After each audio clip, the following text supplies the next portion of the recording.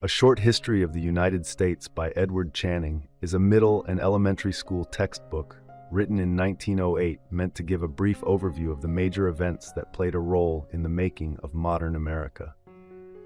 The book takes place over 45 chapters and goes over basic facts, events, and statistics rather than diving deep into the biographies of the major historical figures that were at work during prominent moments in American history.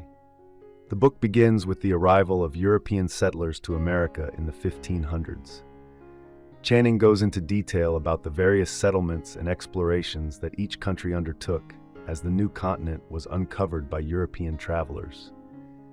He includes brief descriptions of some of the confrontations between these settlers and explorers and the Native Americans already living on the continent.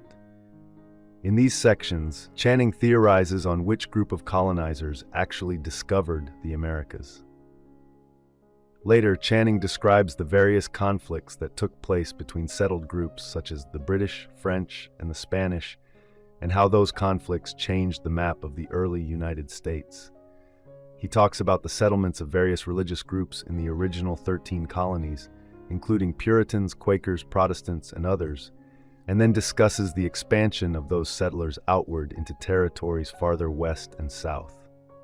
Many chapters are dedicated to the subject of the American Revolution, the involvement of the French in the Revolution, and the political fallout in America, including the signing of the Declaration of Independence and other significant founding documents. Channing also talks a bit about some of the political trends that occurred during this period.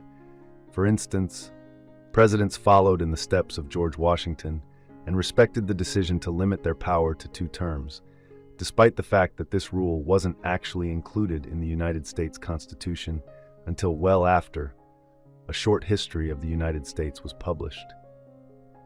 Channing also goes into some detail about the slave trade, which began in the United States in the 1600s and continued until after the Civil War. His focus, as was common for his era, was more on the economic reasons that slavery came to the U.S. and how the practice led to the dissonance between the North and South that led to the Civil War. Much of Channing's book is dedicated to the specifics of battles in the major wars in the United States before 1908, most notably the American Revolution and the Civil War. Channing also discusses each president and his major contribution during his term or terms, as well as other notable political figures, such as prominent generals, vice presidents, and other, predominantly male, historical figures. Channing's account of the history of the United States ends in 1900.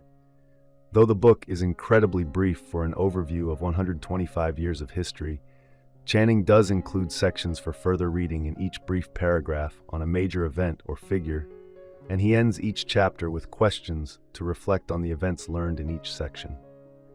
The major complaint with this book today is not only that it is obviously dated and ends back in 1900, but also that, unlike today, the focus is predominantly white and male.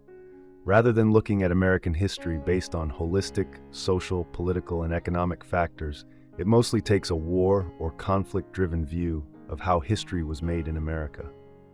The book notably ignores many women and minorities, as was common in older history texts, and the lack of nuance in terms of the lives of significant historical figures in the U.S.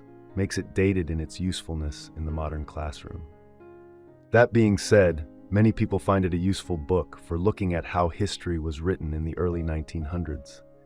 Edward Channing was an American historian and the author of the 6-volume History of the United States, for which he won a Pulitzer Prize in 1926.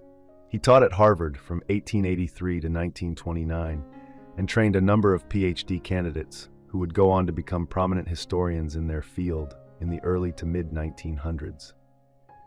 His 6-volume History of the United States is separated into eras in American history, as Channing saw them: a history of the New World, colonial history, the American Revolution, the Federalists and Republicans, the transitory period in the mid-1800s, and finally the American Civil War. His history ends in 1865. I hope you enjoyed this video. Leave a like if you did, and be sure to subscribe. Thank you.